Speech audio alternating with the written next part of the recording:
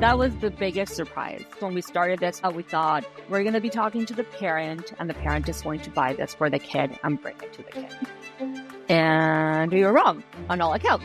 So it turns out a bunch of these kids, they are all on Instagram. They are avid researchers. They search for these sort of things, and they might bring it to their parents like, hey, I want this.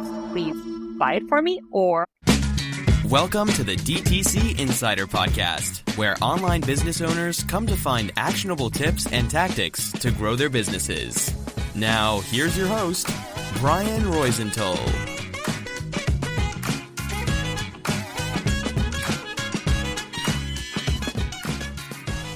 Hey, welcome to another episode. I'm Brian Roisentul, your host, and I'm super excited to interview Corina Pfeffer today. She's a co-founder of Pipa Skin Care, a skincare brand made for tweens. Along with her two childhood friends, Laura and Christina, she built Pipa from a real-life need. Safe skincare that preteens actually want to use. In just 1 year, they have hit milestones they never expected, selling in every U.S. state and growing an organic community of over 60,000 followers on Instagram. But scaling fast comes with its own set of challenges. That's why in today's episode, we'll talk about how they grow without ads, the power of organic marketing, and what they are learning about customer retention. Hey, Corina, thanks for being on the show. hi, thank you for having me. Yeah, my pleasure. So why don't you start by telling the audience more about Pipa Skin Care? Of course. So Pipa Skin Care, actually my co-founder Christina came up with the idea. She's an esthetician, so she knows ingredients. She knows skin very, very well. She's also a mom of tweens and teens. And pre the whole Sephora Kids things, over a year before that, she already noticed that her daughter, niece, friends all wanted skincare, and everything they would ask for because it looked pretty, it looked cool, or they would see it on TikTok or Instagram. When she turned it around, read the ingredients, she was like, no way. You are not using this. You're going to ruin your skin. And she saw that with her kid's friends, even with some of her clients' kids, they would tell her the same thing. So she had the idea of like, what if we create something that bridges the gap? So it's safe for kids, but it is cool enough that they will want to use it, because that's a tricky thing. We know those brands that have been out there forever that are super safe that all of us used when we were kids. But if as a mom of a tween, so 9 to 14-year-olds, you bring that to your kid, they're like, no way, you don't know anything. I don't want to use that. That's boring. So trying to bridge that gap, she came up with this idea, and her, Glenn, myself, we know each other since we were kids back home in Venezuela. And yeah, she brought the idea to us, and the three of us started this whole adventure together. Yeah, nice. As I was telling you offline, I do have, twins, 5-year-old twins, a boy and a girl, and the boy too. Why not? Both of them, like, they see their mom and they want to use makeup, and it's like, what do we tell them? It's like, yes, no, we do the same. We read the ingredients, and it's like, no. So we get a few of, like, I don't know, non-branded, let's say, but safe for kids makeup. It's like, is it okay? So we're not sure. So it's definitely, there's a gap in the market for this. So it's great that you're doing something about it. Thank you. Yeah. And the gap is, there are safe products, but then they tend to be more for small children and babies. So 9 and 11-year-olds who act as if they were 15 and 17, because they always want to act older and aim to be older, they'll look at those and are like, no, that's for babies. And that is what we would consider safe for them using. So that is what we found that was missing. And for everyone listening to this or watching this, why not, saying, hey, I can solve a problem too in a different industry, vertical or whatever. How can I go from, the idea to manufacturing something I have no idea how to? Yes, that is an excellent question. I think one of the key benefits to our team, Cristi, Clary, and I, is that each of us have different areas of expertise. We trust each other, and each of us can tackle a part of the business on our own. We are all open to learning. We didn't know about manufacturing before. But that was all just having the drive of wanting to do it and wanting to find out how to do it. We are completely bootstrapped. We haven't raised any investment. So we have to literally do whatever we can with mostly our time as an investment. So being open to move fast, to learn fast, and to get people to join you in this who are experts in their area, I think that's key. I think that was key for Christina bringing us on. Clara used to work at Meta, a growth marketer. She also led very successful startups back home in Venezuela. And I am a mathematician turned web designer. So I could tackle all of that part, all of the design, all of the website. So just having a team you can trust who is willing to learn and fail fast and improve and keep going from there. And nowadays you can research almost anything. It's just daring to try to do it. Yeah, a scrappy team, right? Yes, absolutely. Yeah. So one question I wanted to ask you is regarding the target audience, because we are targeting underaged, so people, under 14, under 12, right? More or less. So you target their parents, or do you target them, and how? Yeah, so that was the biggest surprise. So of course, when we started this, we had our set of assumptions, right? We thought probably these kids are mostly on TikTok, and the parents, like us, we're millennials, are probably on Instagram. We're going to be talking to the parent, and the parent is going to buy this for the kid and bring it to the kid. That was our assumption in the beginning. And we were wrong on all accounts. So it turns out a bunch of these kids, they are all on Instagram. They are avid researchers. They search for these sort of things, and they might bring it to their parents like, hey, I want this. Please buy it for me. Or they have their babysitting money, their allowance, their savings, whatever, and then they use them to buy these products. So it does happen, but it's rare that the parent just by themselves is like, oh, I wonder what I can get my kid skincare wise. It's more the kid who brings it to them. And turns out they are on Instagram. A bunch of them are on Instagram. And their friends, yes, which shocked us because our kids are not. Right. So I have an 11-year-old and a 5-year-old. My kids don't even have a phone. My co-founder, her kids don't even have, her tween doesn't have Instagram either, or TikTok. So we weren't expecting that. And turns out that they are online. They do have Instagram, and they follow brands, and they connect. And once they see another kid using something or sharing about something, they just join in. And that's how we have grown. So what was your strategy there?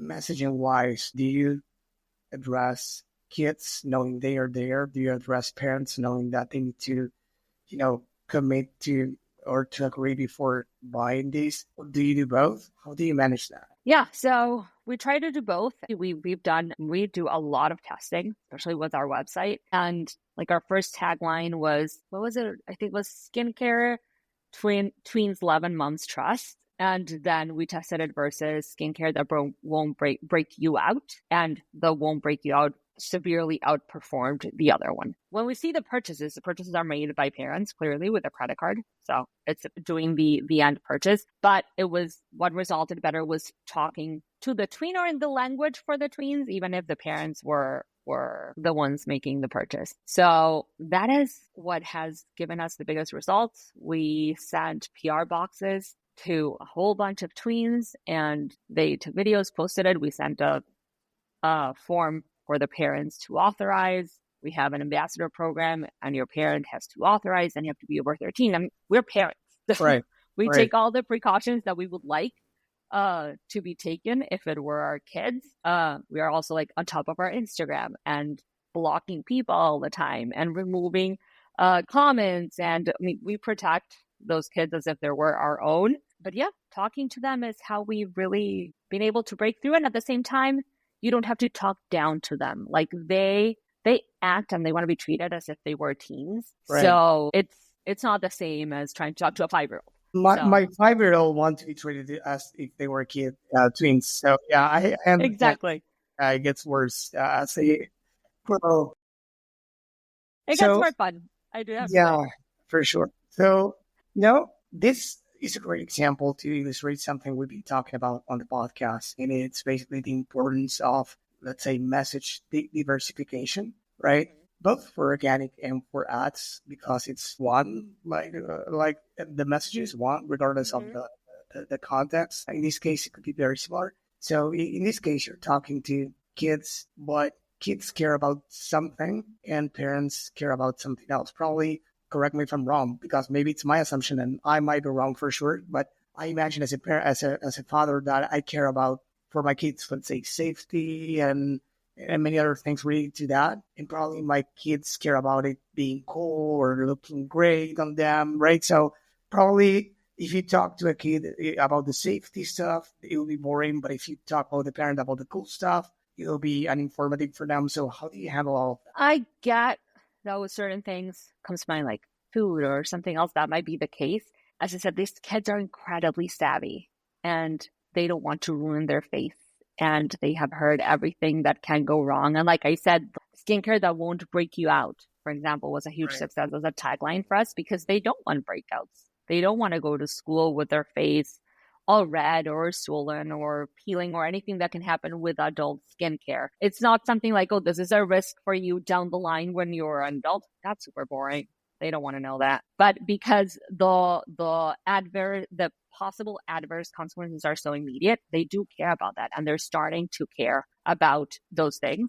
Fortunately, it's out there. Other brands are too. There was this brand who had to come out with a whole campaign like, this is not made for kids under 12 because a lot of kids were using their products. So they are aware of that. And the part of it being cool and looking cool, it's like the product speaks for itself. The experience, we're very big on experiences. Look at the website. It's amazing. Congrats. Thank you. And the products, they are super high quality. They are beautiful. If you look at them and you feel them and you try the product itself or the packaging, it looks and feels like high-end adult skincare. So that kind of speaks for itself. There's an experience to it. Our bundle comes in a beautiful box with stickers, with a handwritten note, with a whole bunch of things that the kids appreciate because they feel like, whoa, I got something like the grown-ups or big kids or teens do. So that part, we don't really have to talk about it much. We just have to show it. And then the safety, they do care. This is a different generation. I feel like ours maybe wouldn't have cared. At least I can speak for myself. We would do on Twitter ourselves, whatever it was, and we didn't know. But they are, I can say for like my kid, she's very picky. Like, is this going to do something to me? Is this going to ruin my, like, they know and they care. I want to go more in depth on the content strategy. Like, you are present on Instagram, TikTok, YouTube, and anything else. Social media wise, not that. Email marketing on our website, Amazon. So those 3 channels, how many times a week do you post? What kind of content? I mean, we discussed a little bit of the kind of content for kids, but do you plan out the content about X topic ahead and then Y topic ahead and Z topic ahead? And do you post different content for TikTok and for YouTube? Do you do anything with influencers? All of that. All of that. Okay. So since it's our anniversary this month, since it's only been a year and we are a team of 3, it's been a lot of like everything we do, trial and error and trying to see what sticks. And it also, of course, shows that we are an Instagram using generation as millennials. So that is easier for us.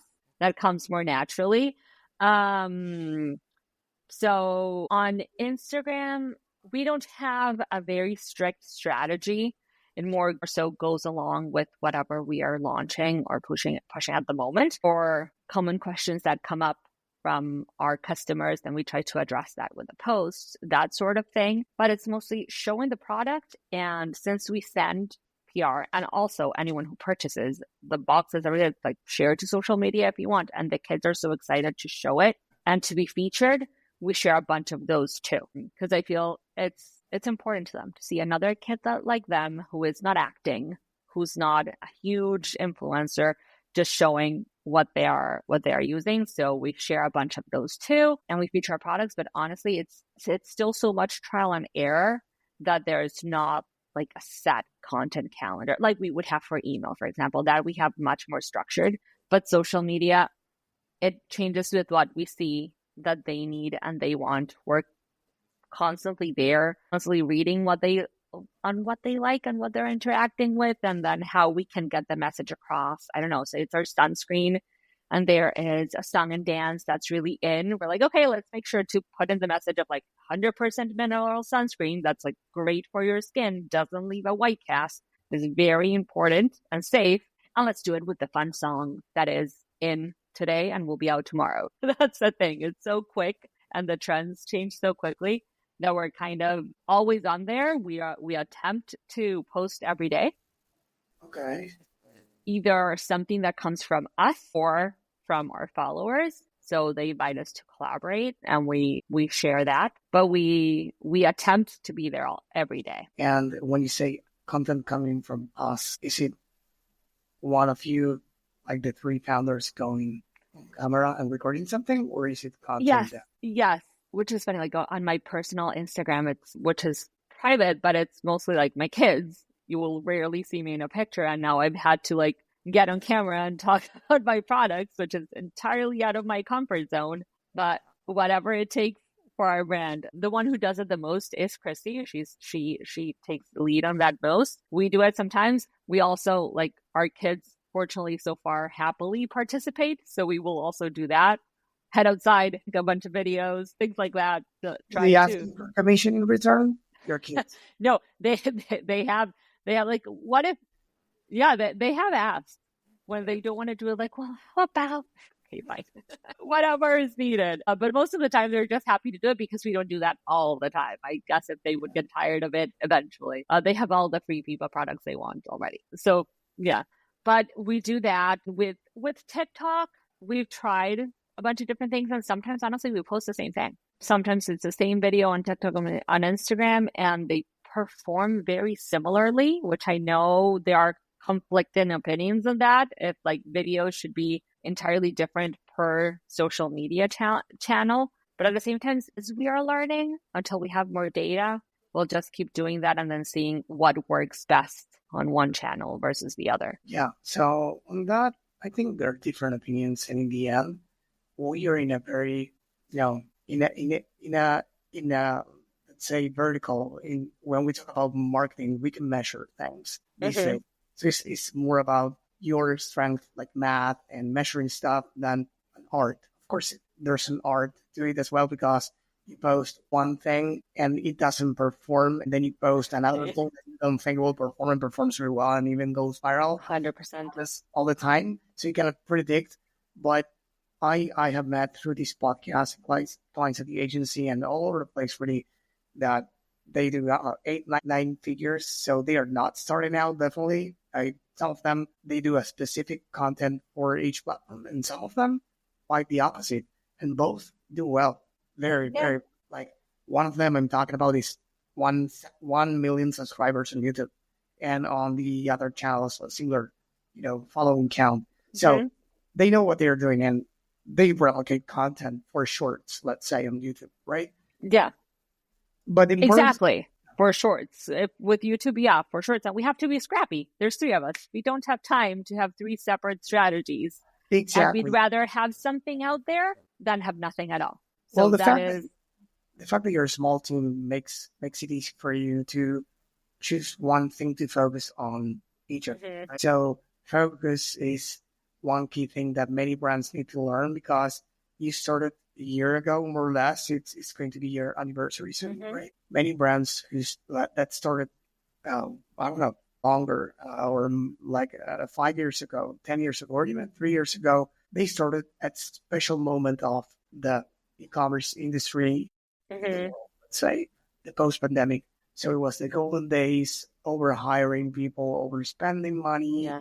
Top line revenue was the buzzword, and profits. Who knows what that means? So now things have changed, and many say, and I think that in 2024 there was an inflection point, and it was like the culmination of the valley, and everything is going up, hopefully. So teams will win the day, because you don't have high fixed cost structure, and you can focus on one thing because that's what you can handle. Yeah, absolutely. Absolutely. And we're also, like I said, the type of learning fast. And if you don't put something out there, you will never learn. And we are open to learning and things changing. As long as they go with our core values, we will stick to them or change our path. And if we don't try, if we wait to have the perfect strategy for TikTok, the perfect strategy for you, then it's never going to happen. And that when you start, it's too late and you're way behind. So that has been our mentality. That there was one client, I shouldn't be able probably shouldn't say these, but there was, without names, a client at my agency that hired, let's say, fractional CMO, and I'm still waiting for them to deliver the plan since September 24th. Oh, wow. So it's like, like we all should have a plan, but we need to be faster, more agile, and not like waiting for things. So I wanted to ask you next about social commerce. I know you've been playing around with it, and you are, on TikTok Shop specifically talking about that. So how are you doing there? Because I know it's a hit or miss for many brands out there. Yeah, on TikTok Shop, we do get orders from there constantly. It is not our biggest channel. So our biggest channel is our website, and it's gone well, especially considering that it's not our biggest following either, a TikTok Shop, but it certainly is practical, and they have a lot of discounts and days when there is free shipping and that is attractive for our customers. At the same time, TikTok Shop is a lot of trial and error. TikTok is a lot of trial and error with very little support. So it's like we have things there. They keep selling there. Great. It's connected to our Shopify. So it's not an additional. We do the fulfillment. We don't do fulfillment through them. So it's not like Amazon where we have to send a whole batch and then they fulfill. So it's very easy for us just to be present. And if people want to buy that way, we're not going to limit the ways or the channels where they can get our products. But we don't have a very special strategy besides posting and linking our products in our posts and promoting even on Instagram when we have discounts on TikTok Shop. Then we will let them know and people will go there and buy it. Do you sell through your own post or do you sell through affiliates or creators posts? So yeah, we've done the creator route. We have, if I'm not mistaken, because that is not one of my areas, is TikTok Shop. I don't manage it, but I think we have it paused at the moment. Because we did do it, but at the same time, because we are scrappy, because we're a small team, if something we do, we don't see a big impact and it's a cost of opportunity, then we will pause that. So we pause that. And for example, we're testing out LTK right now. So we're doing stuff with LTK and with influencers on Instagram, seeing how that's going so we can kind of measure and see. I mean, we would love to be on every possible program, every single channel, but it all has its costs and you need in not only investment, time. Yeah. Which and is... You just mentioned Amazon. What are you doing on that? So on Amazon, we're increasingly doing more, but we're not doing everything that needs to be done and can be done. Funny enough, we sent our products, we added our products in November and we sold out very, very quickly. And when I tell you we didn't even have A+ content till like 2 weeks ago, I'm not lying. Like, we didn't have A+ content. We only had the pictures and the description and the products were there and that was it. But because people know the brand and they will always, especially if they have Prime, they will try to go and see if it's on Amazon. They were clearly looking for Pipa Skin Care on Amazon because if you would have put like tween cleanser or moisturizer or whatever, we are like number, I don't know, 100,000. I don't know what level of page. Like, we are not at the top because we haven't done ads. We haven't done SEO for it. We didn't have A+ content. We didn't have our store. None of that because at the same time. They finally got our products in November and it was Black Friday. And we all in this world know how that time of the year is for e-commerce. So we just were like, okay, it's there. So if someone looks for it on Amazon, they won't be disappointed. They will find it. But that's about it. And it sold out. It went great. And we sell there every day. And now we do have our store and we have A+ content, but even like the basic one, not even the premium one, because we just added it. But we haven't done ads on Amazon, but that's kind of our next step to try to grow it even more. So yeah, we're learning a lot about that channel as well. But we were also lucky enough because Amazon is not easy to navigate. And we were in the hours of Amazon Seller University looking at videos, and a manager from Amazon for the beauty space contacted us. I think sales manager, I can't remember the actual role, but contacted us like, do you want help? And we can help you like get on Amazon and clear all your doubts. And that really helped a lot. So any question we had, they answered, and that helped it move along faster than it would have if it would have just been like us watching videos and trying to figure it out. Nice. So talking about you mentioned briefly the master program that you have. How is that going? Like, how do you manage that? Is it yielding results? How many investors do you have? Are you looking to grow in it? Yeah, so we're looking to refine it. We do have it, and at the same time, have rules around it. You have to be over 13, parent consent. Right. There's a whole thing because a lot of the kids want to be ambassador. They have like a special discount to get the products, and then they have a code, and if they share it, so they are. I mean, we have a lot of them, but of course, a lot of kids who join the ambassadors, they're on Instagram and they have maybe like 10 viewers, so they're not going to see huge results. But for us, it's still worth it. We still want for them to share everything that's good about our brand. So it does help with sales. We don't attribute that much to it, but it does help with communicating about our brand and with them being excited and belonging. We hopefully, as we grow and we have more time, we're able to nurture those relationships better and have them participate more. Like right now, what they can do is share a code. So it's not really a huge part of it, even though, I mean, they love it. They love being part of it and being a Pipa ambassador and sharing their code, but it's not a huge revenue source for us at the moment. We do have some affiliate links with the LTK, stuff like that. Those are different because those are people who do that professionally. So it's a little different.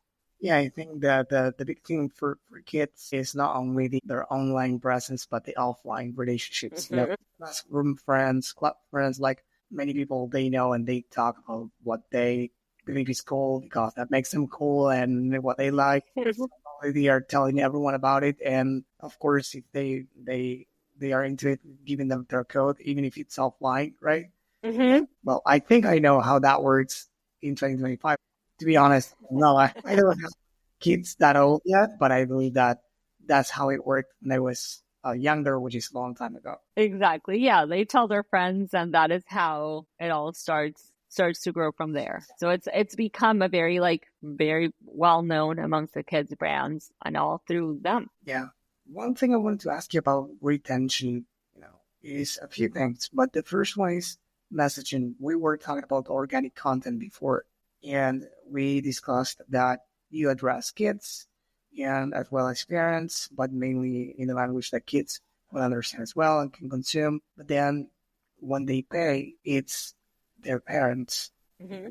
So now you have the parents' email address, not the kids. Mm-hmm. You change the approach there because I can imagine that it's different than talking to kids on social. And now you're talking to not the consumer, but the parent of the consumer. Yeah, absolutely. So we have on our sign up form, we recently added a question of if they were purchasing for themselves or for their kid to gain more knowledge. And it's funny because it's pretty balanced and it's hard to gauge because sometimes the kid will go into the website, the code, give it to the parent purchases. And we see that with emails. Right. We send emails and they're like, oh no, my mom already got this for me. Thank you. Okay. So it's kind of a mix. And the retention part for it, that is actually one of the reasons that this year we want to focus on being in more retail spaces and more in person, because we feel like that lowers the barrier to replenish your stock of whatever you have. Also, kids, there are kids who use everything very diligently, and there are kids that are super excited, but they might forget, and the moisturizer might last them 2 months, 3 months, and then there are kids, like our own kids, where it barely lasts a month. So it's a little bit hard, but what we've heard is once they run out, they want more. And yeah, that's one of the things we are working on this year. So making sure it's easy and it makes sense for parents. That's why we wanted to have a very fair price point, considering the high quality of the products. We didn't want it to be anything out of reach because we do believe it's honestly the best for them. And we want, when they run out, for them to purchase it again. That's something we're working on with our emails, incentivizing them to get more, and just trying to test which ways it would make more sense for them to replenish. And we know that probably seeing the products in person in one of those retailers would be an easy no-brainer. You're shopping for a bunch of other things and you see your kid's face wash and you just pick up another one. It's much of a lower barrier than going into a specific website and getting it. Maybe what I'm going to say is a good idea, or maybe it's not. Chances are that it's the latter. So it's probably not a good idea, but I'll tell you, and then you will decide, of course. Many brands, what they do is they have an app. Now, first off, app these days could be with some tools out there. I only know one that is the best of the best, so I won't mention them. It'll be offline. But basically, there are no-code apps. You can be set up in, I think, in a few days, they'll help you set up. And the app is actually not a copycat of your website. It's not another shop on the app. It's actually to complement the website, not to replace it. So basically, let's say a use case scenario for retention. In your space, in your vertical, skincare, you have, I don't know, the night routine, the daily routine, the whatever routine. They look for night, they look for the day. Of course, if it's for kids, they look for, I don't know, the school, they look for summer camp, they look for whatever, So you add content that is engaging with them. Again, not sure if it will work for kids, but for let's say, for all people, let's say not all the above 18, that's what it's meant to me. It works very, very well. Supplement brands use it, skincare brands use it because you can actually see a lot of things that give you information, engage you. Sometimes it uses gamification, like, I don't know, kids love this. It's like, well, they play games, so it's probably right. So if you reach a different level, or you get points, or you get whatever, so that's probably something to keep them engaged and help them use the products. Maybe no, that's super interesting, and it's been like I have some of those with some brands when they have like special discounts if you get it through the app and if you participate with the app, and all of that is fascinating. It's fascinating, and I've noticed just as a consumer, I have noticed that there are more brands offering that sort of thing, and it's really interesting. And it's something that is worth exploring, kind of like everything when we have the time. Yeah. And capacity to explore, because the thing, and we talk about this a lot in our meetings. I mean, we're talking to each other all day since we open our eyes till we go to sleep, the three of us. But when we officially meet all the time, we're always saying like, it's actually a great thing that we still have so much to do in all of the channels we're in, that we haven't really like ran out of ideas, or the only thing we don't have is the time to do everything right now. Also, I don't think it's wise to do everything at the same time. But what I mean is like, we haven't gone to the end of our rope and be like, and now what? Now we don't know what else to do. Like, we know everything that's left to do. Like I think we talked before, we haven't done ads. We've done like very short stints of trials with ads, but then they were super expensive, and to do them right, which like Clara, my co-founder, knows very well, that is her bread and butter, and that is her expertise, for it to be worth it, it takes investment in time and in money. And we're getting such good results with organic that we're like, okay, not right now. Let's invest that time and that money in other things. So fortunately, we have like a lot of different things to try and experiment with and see what sticks, or what sticks for the moment, because everything changes. I mean, that's something that we are very open to. How everything changes, and we're open to that. And as you saw, like one day you had TikTok, one day you didn't, then you did again. You will have an easier time to adopt than these older brands, more experienced brand, more established brand, because they are one slower. Second, they are reluctant sometimes to change. And you are scrappy. You were born just a year ago, so you're saying, hey, we test this, we test that. You're having some momentum and some success on Instagram, on YouTube, on TikTok. You have a product that, people want. But, you have these, big goal for 2025, and correct me if I'm wrong, to, improving, retention, to helping kids use it more often, or that's what I guess, right? So I think that choosing these one or two things to focus on in 2025 and to go all in on those are good. That's why I was suggesting the app, because I know it was a big thing for 2025. Yeah. Of course, the app is one of the many things that needs to be done to improve retention, but I think it's something to engage with them online, regardless of your online efforts that you're curious to explore this year, right?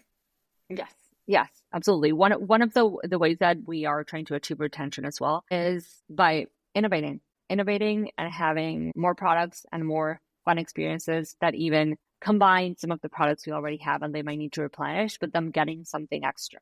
getting something new, getting something added to that routine. Like last year, by the end of last year, was that we finally launched our sunscreen.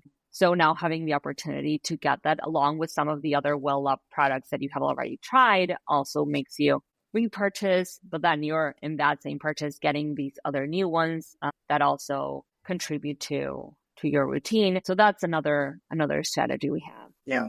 So one of the last questions I have for you is, given that it's going to be the first anniversary for you, first off, what was some of the let's say the biggest lesson you learned in this first year? And based on that, what would be your advice to new founders, even earlier in your journey or about to start, to help them probably open their eyes in something that was eye-opener to you as well? Yeah, there are many, of course, in our first year. But I would say the biggest one is just test and learn and be open to changing everything as long as your core values are held really strongly. So we know we're here to have fun, or we have honesty above all as one of our core values, and approachability is another one, being a very approachable brand, and being cool and fun. Like those are part of our DNA. So we will always be those. But besides that, we test and learn and edit and change. There were things we were offering that weren't working. We changed them. We joke, like sometimes our favorite photo that with the three of us, we love that picture. When we do A/B testing with the website, is outperformed by another one we don't love as much. Like, okay, we're going with the one that performs better. I don't care that it's not my favorite picture. It performs better. So being open to that and not being stubborn is something that we learned last year and that has served us really well. And it's the same thing that I would recommend to anyone. Besides finding excellent co-founders to work with, it would be that. Just moving fast and learning and not accepting that assumptions are that. They're assumptions, and not being stubborn and sticking with something that isn't working and just trying to shift and figure out what works, even if it might not be your favorite thing. Yeah.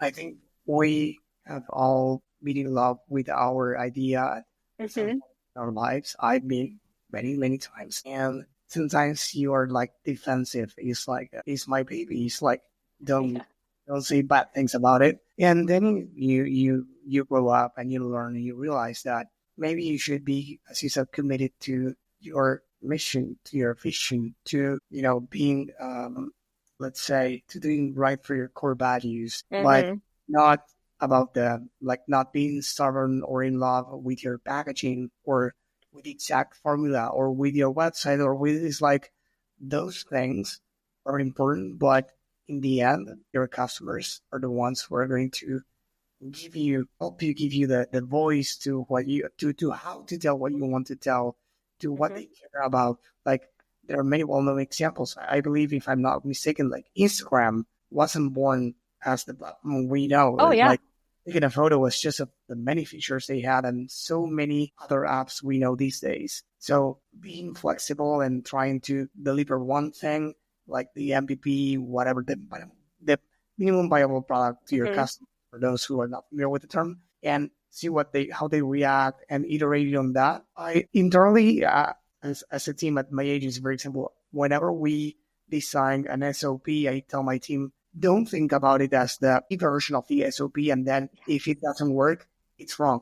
Version number 1, thinking about an iteration, right? Version number 2, number 3, who cares, right? It's not the same with the product version, with the packaging, with the website, with everything. The important is that you serve your customers with what you wanted to serve them with, and for them to like it, right? And give you positive feedback. No, absolutely. And as I said, as long as you're sticking to your core values, as long as you listen to your customers, you give excellent customer service. That's another thing that I am super proud of. That is something we have gotten praised for a lot. You're the best brand that has given me customer service ever, even when something has gone wrong with their package or some things go wrong when you have thousands and thousands of orders, and they being happy with that. You're like, okay, I might have to change something. I might have to change my packaging, change how it's said, how I say something, but I'm still delivering what I'm here to deliver. That is an excellent experience with an excellent product. So who cares if they like a picture that I don't like, or if I had to change the messaging or change the design on a website or an image, if they are getting the product that I believe in so much. The best performing ad for a well-known supplement brand was one that it was a static image that used text that was mentioned in a comment in their Facebook group. They have a Facebook group with over, I don't know how many hundreds of thousands of people in it. And some of them commented using the phrase for the product. And they used that phrase that they never came up with. And it was the best performing ad for I don't know how long. So the bottom line is dig deeper into what your customers are saying. Ask your customers first, get their feedback, not only to what they are saying, but how they are saying it as well. Yes. And that will go a long way. Absolutely. Last question I have for you. Do you have any book that you like and you would love to share it with the audience? Yes. So one book that I read, especially once venturing into this world of skincare, that I loved and it was very eye-opening was Glossy. It's by Marissa Meltzer, and it's the story of Glossier, which is a very well-known brand. But their story and how it started and how it grew was just so eye-opening. And it reinforced that part of not being stuck and always changing and improving. Now you see them as this huge brand with their own retail spaces and all of these humongous launches, and they're giants. They are fantastic, but they had trouble with products. They had things that weren't well received all the time that they had to change, so that they had to pivot. So just reading the story of a brand that I know what they are now and what they went through and how it all evolved while always staying true to themselves was just very, very inspiring and very reassuring as well. Amazing. Corina, it was a pleasure to have you on the podcast today. Before you go, I wanted to ask you, where can people go to learn more about you and Pipa? Yeah, of course. So our website is pipastics.com, and we are Pipa_skincare. Pipa is PIPA on Instagram, TikTok, and YouTube. And we can also be found on Amazon, like we talked about. Amazing. Well, if you're listening to this or watching this, first, thank you. And second, if you go to the DTCinsider.com, find the episode, you will see all the show notes, including the link to the book and the website and social media accounts. Corina, again, it was a pleasure to have you on the podcast. Thank you. Thank you so much for having me. This episode was brought to you by BSR Digital. We help DTC brands grow through paid ads and email marketing campaigns. If you'd like us to help your business grow, head on over to bsrdigital.com and schedule a call with us.